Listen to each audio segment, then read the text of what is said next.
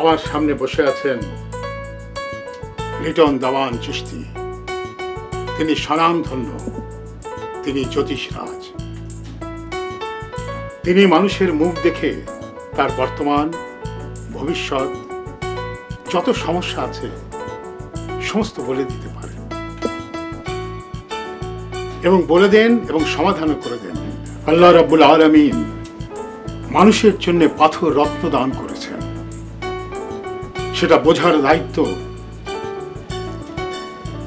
আল্লাহ রাব্বুল আলামিন মানুষের জন্য পাথর রত্ন দান করেছেন।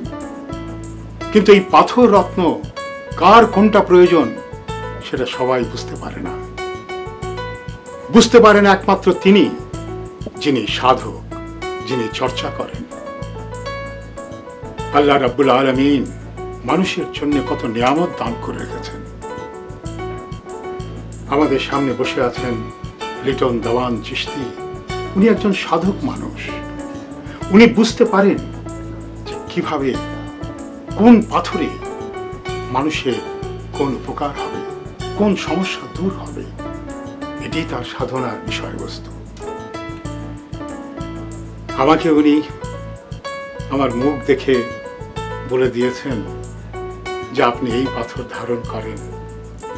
উনি আমাকে কিছু পরামর্শ দিয়েছেন যাতে আমার ভবিষ্যৎ জীবনটা আরো সুন্দর হয়।